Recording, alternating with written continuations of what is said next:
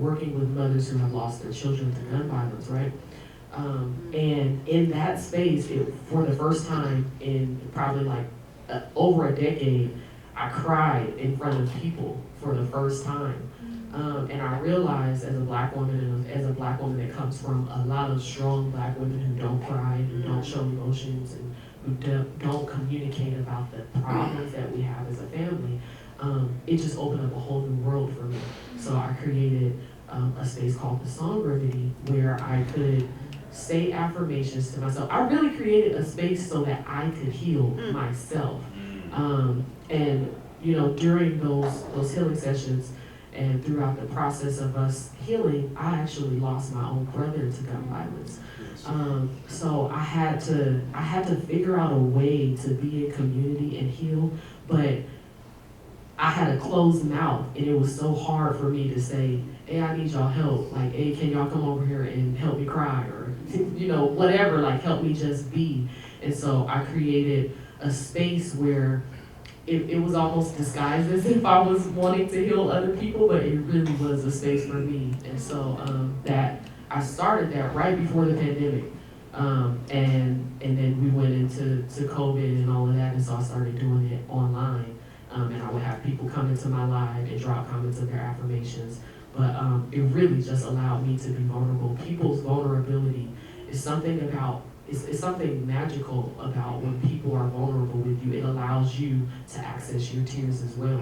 So it just continued to like heal me, and I couldn't stay away from it. So it's evolving, and you know.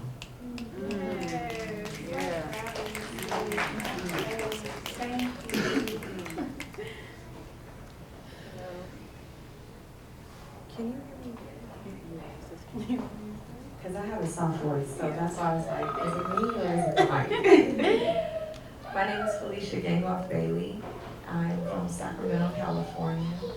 And I think Ree asked such a beautiful question, and I'm trying to recall it, but I think you were asking us to explore more about the work that we're presently doing and its connection with yes, childhood dreams. Okay. Yes. I'm from Sacramento, grew up in Sacramento, and I went to Hampton for music education. Woo! HU! Yes, The other HU? The only one that Whoa, who the other is? Wait. Sorry, my husband went to Harp. I had to. I'm done, y'all. I'm done.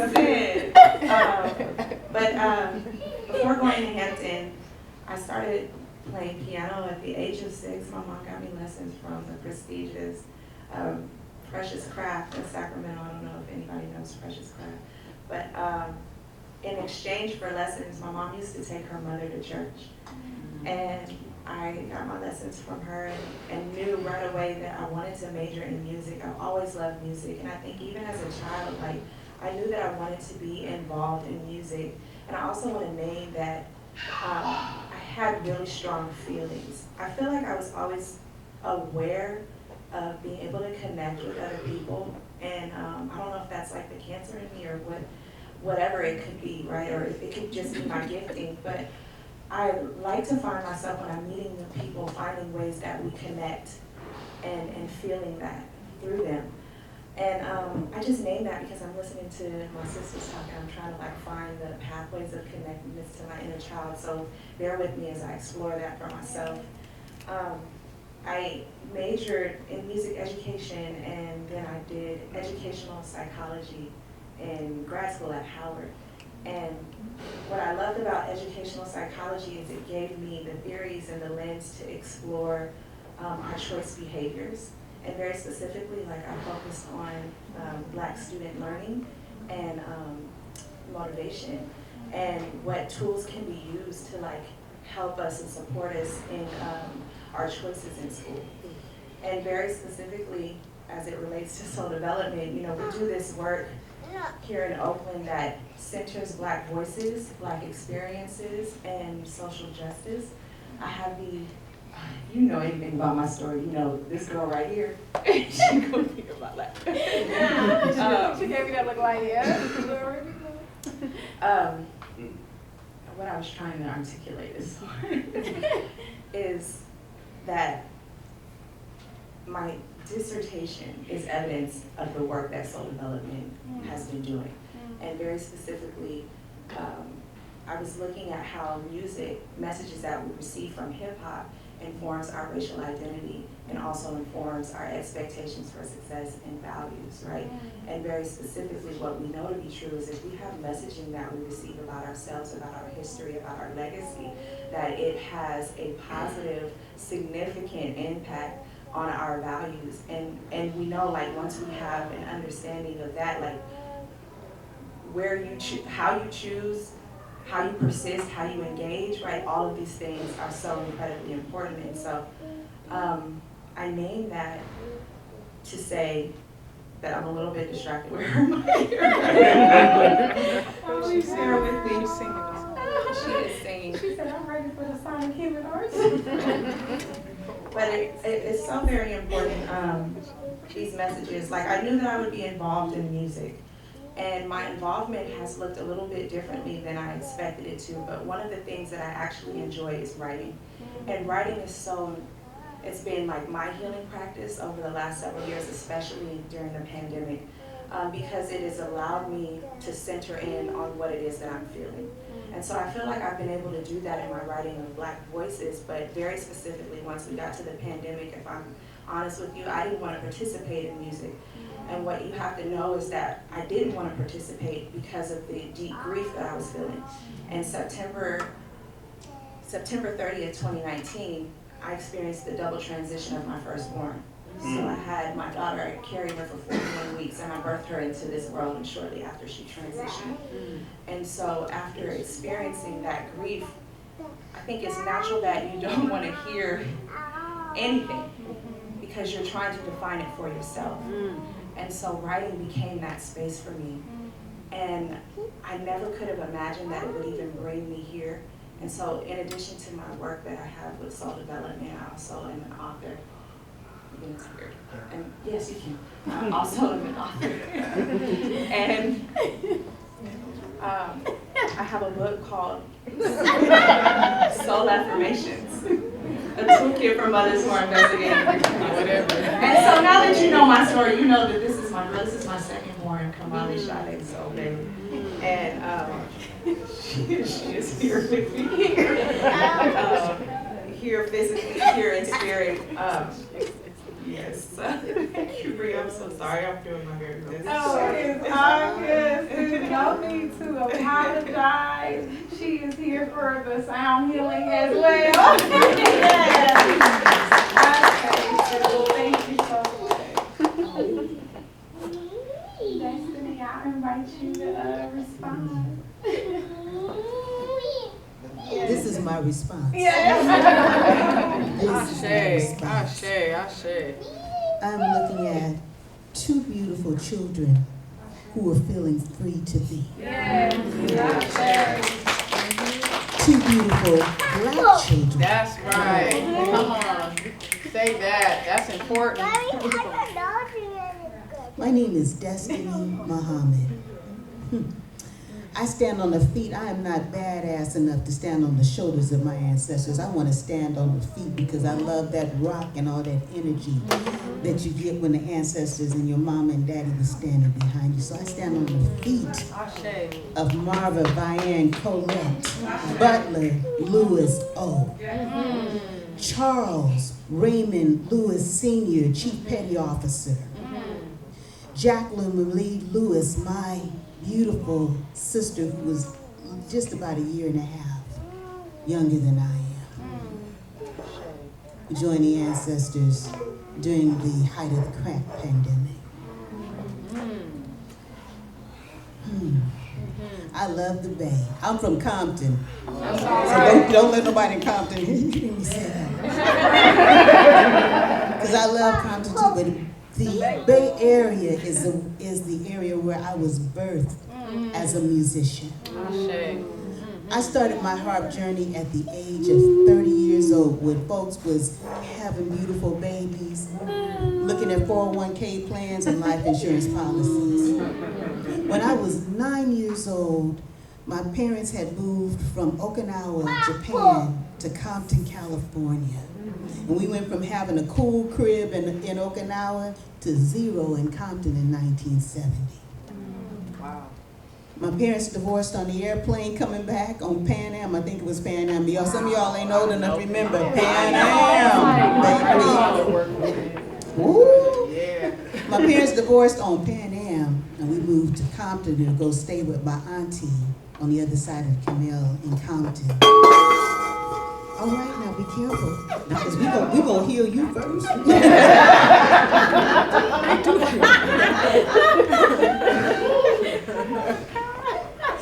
So my mother is trying to figure out how she's gonna raise 3 little girls now that she and my father are separated.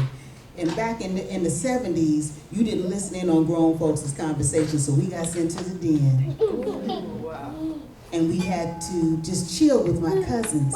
And here was an episode of I Love Lucy. And here was a man by the name of Harp, a Russian Jew, playing harp. I said, when I grow up, that's what I want to do. Because the sound of him playing Take Me Out to the Ball Game was magic.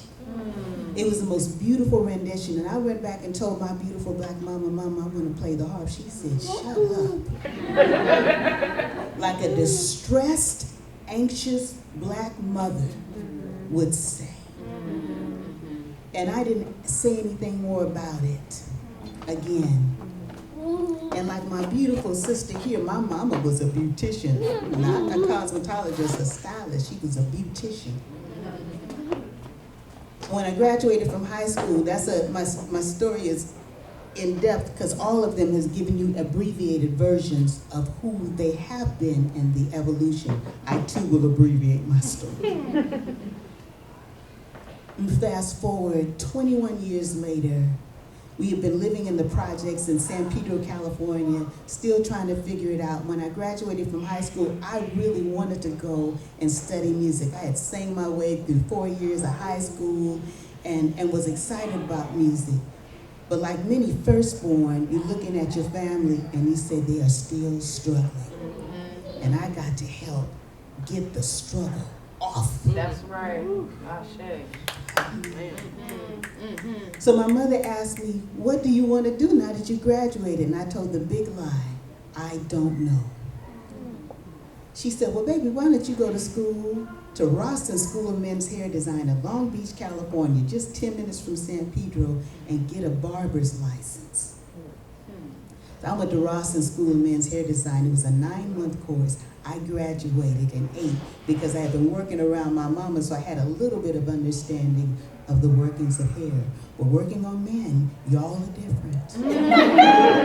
Y'all different. Y'all different. Because even when there is no hair, that what's left has to be honed. You gotta make that look right. So I became a barber in Southern California during the height of the crack cocaine pandemic. And I worked on drug dealers and drug addicts and bad girls. And in the process of that, I thought that was going to be my life, because I will tell you, as a barber, the money is good, baby. I will tell you, you do it right, you can prosper. And you laying hands on people, and you got to be careful laying hands, because you start to exchange that energy. Again, I'll keep it a little short. So in the process, I'm thinking this is what I'm going to do. I'm cutting hair, I'm doing well. We're not struggling, and when you can breathe and there's some money, you feel a little bit better about yourself, and you start to feel like you can dream again. I started dating a man whose best friend was a harp builder in San Juan Bautista, California, right here. I was 30 years old in 1992. May of 1992 was when I got my first harp, and I started my harp journey. God and all of his manifestations is good.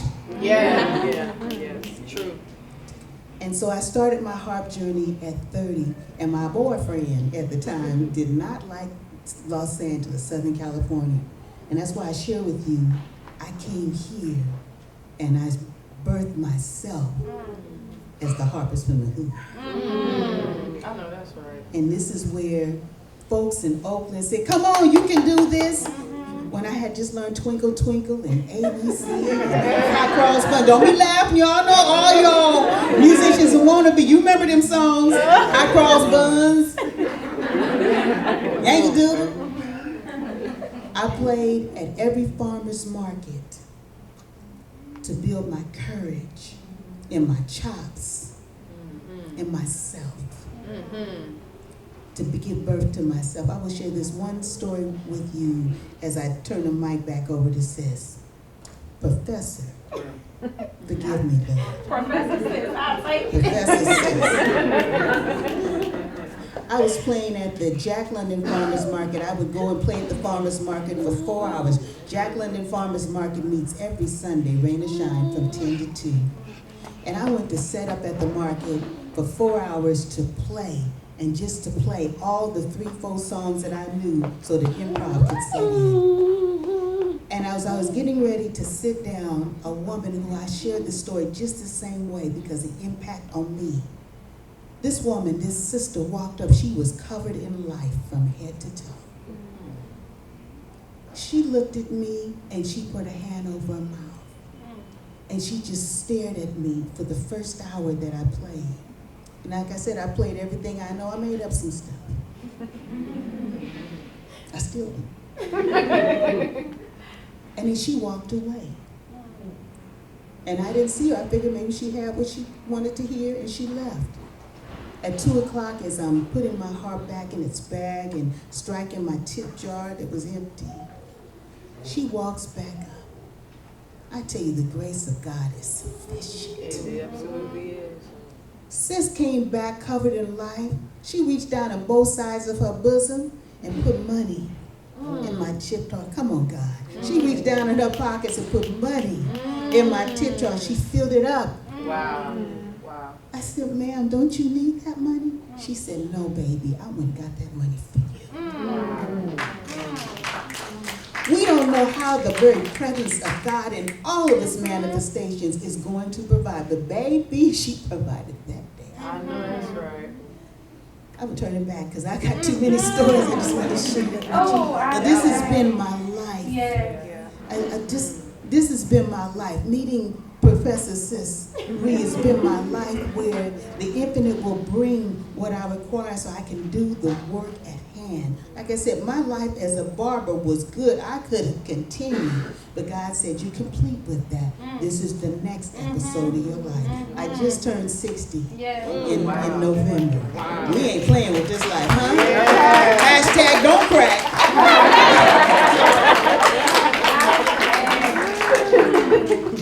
Thank you so much, Destiny. And I just want to say a few words. So Destiny played at my wedding. Shout out to my husband. And Destiny has really inspired, sorry to put you on the spot, my love, but he is beginning his guitar journey. Yes. And Destiny has inspired his guitar journey so much because we're 30 now. So, you know, he says that a lot. Like, I'm 30. Destiny started at 30. Like, it's possible for me. So you have blessed and inspired us in so many ways. And my next question is for you, and you done already got us started with it. So I'm just wanting to invite you to talk more about like your music as ritual and how you engage the harp as a spiritual healing practice. And you know, there's something that you said that always stuck with me. You said, I'm not going to miss a chance to meet God. And that freed me up to meet God in places that maybe I wouldn't have. You know, that God can be so many places, and if I close myself off, I might miss God. And I feel God every time I experience your art. And you talk about being the harpist from the hood as honoring our own divinity. Yes, ma'am. And so I'm just wanting you to let the folks know more about like what does honoring your divinity mean for you, and how is this a ritual practice? Many times our grandmothers, for those of us who come from these, what I call these red dirt communities, or families from red dirt, when I say not missing an opportunity to meet God, that woman at the farmer's market was just one of many. The first mind. Grandmama would say, follow your first mind. That is to me an opportunity to meet God.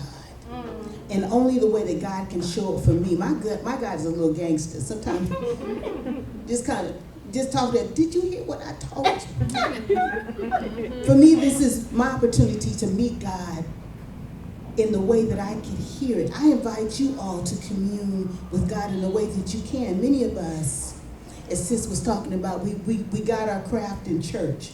I learned how to sing a little bit in church, but it was when I was thrown out to be in communion with my instrument, me and God, all the time. I can write a set list out. And God said, that's good, we're going to do something different. Every single time. Every time. Most of the time. And especially when you solo. You got your own set list. Yeah. And you say, oh, that's cute, we ain't doing that today. I don't miss that opportunity to allow God to have his way, especially as I have matured. The head used to be hard, but the softening of the behind. I don't need that no more. Hood, honoring our own divinity.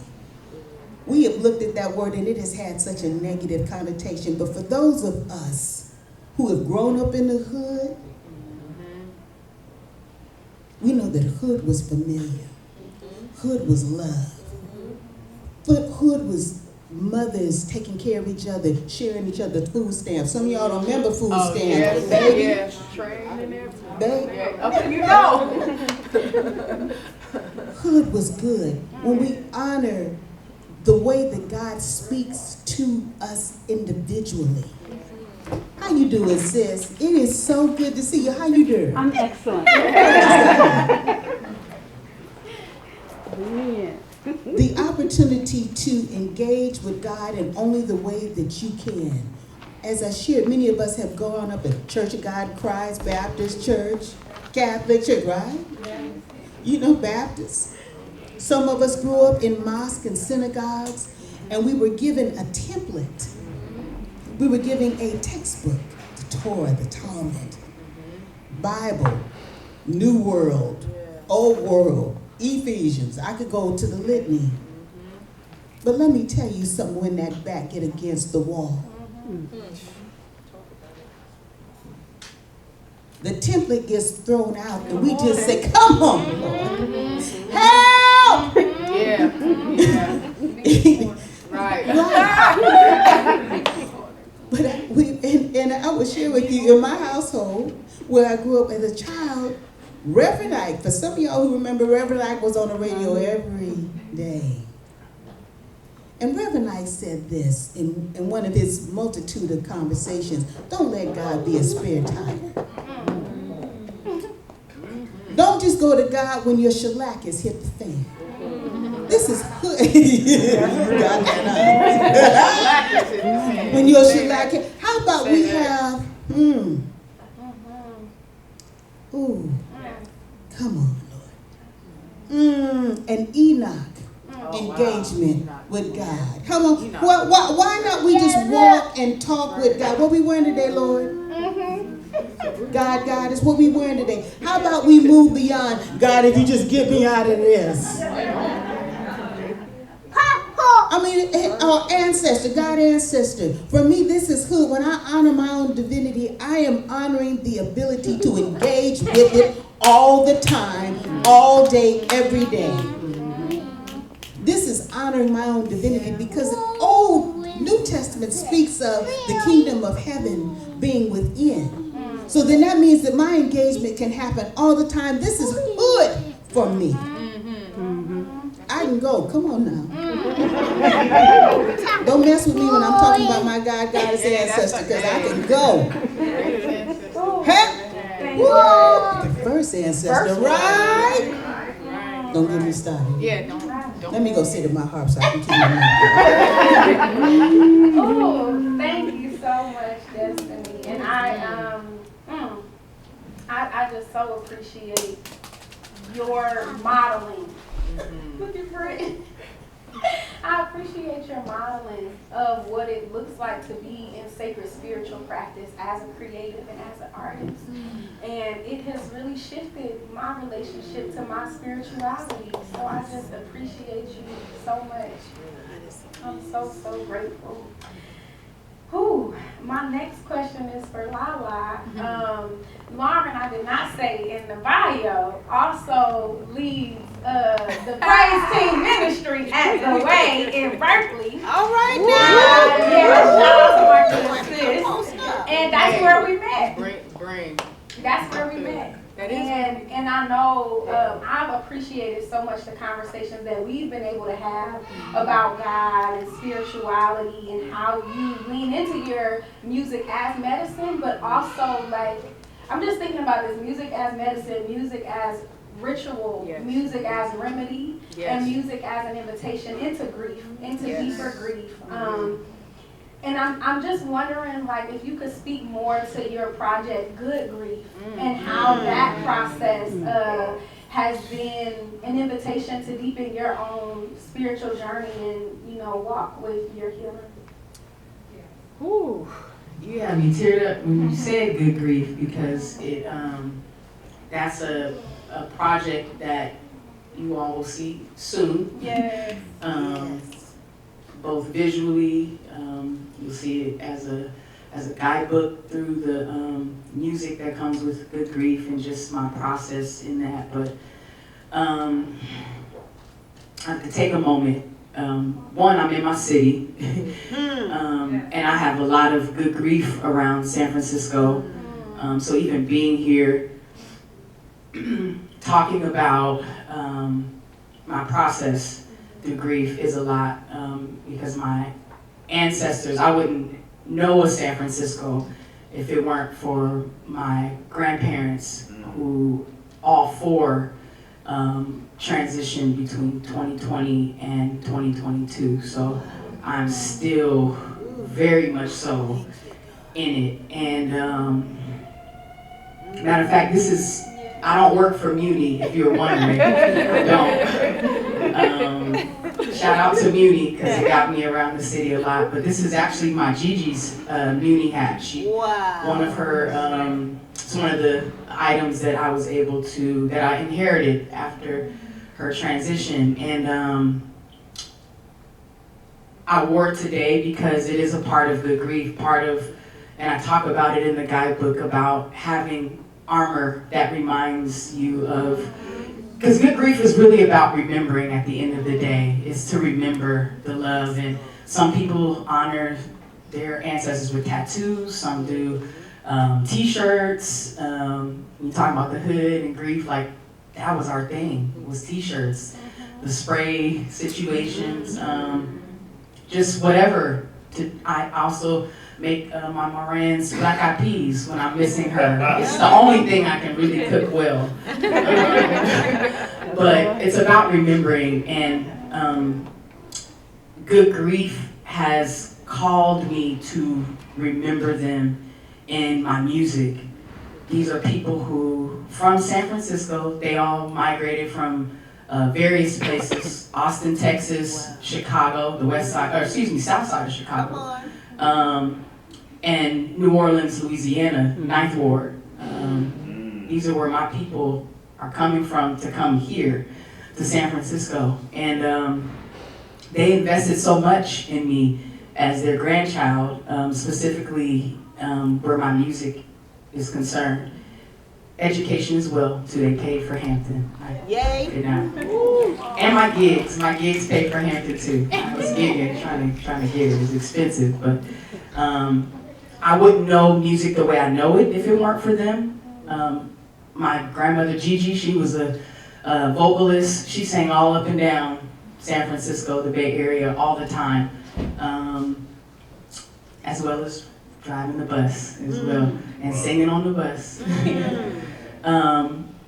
But she invested so much. I watched her go to rehearsal. I watched her practice in her bathroom, in her master bathroom.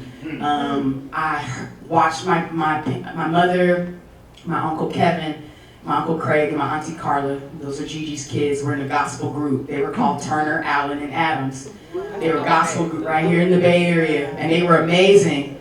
So those harmonies I was telling you about, I get it from them. I know how to blend, I can hear, and they knew that, and they invested it. And so when I'm now as an adult creating music, and now creating music that honors them in my grief, it's such a,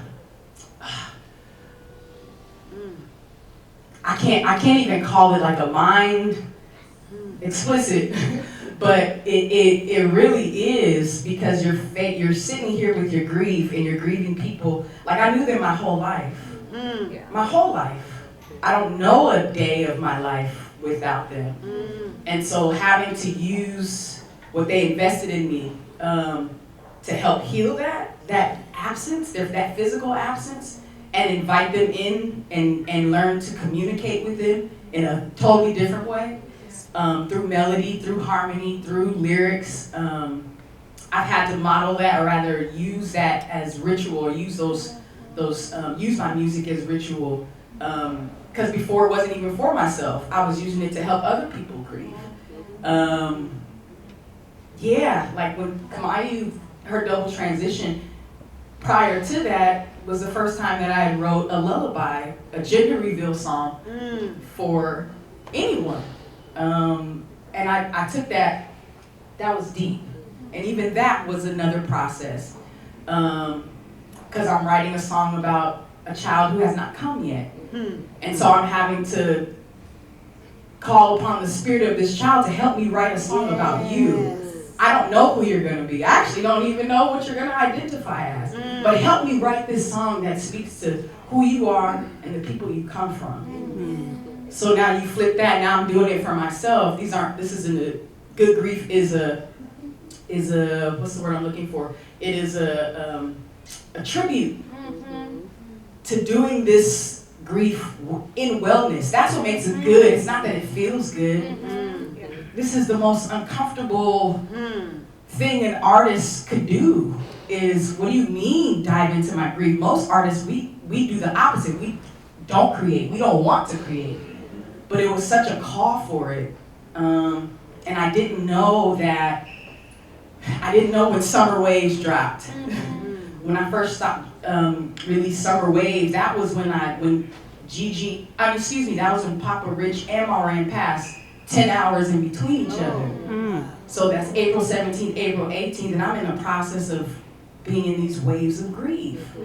So when Summer Waves dropped during quarantine, that was grief. Yes, it was a summer project because we were losing a lot of things, not just people, but we were literally losing being outside.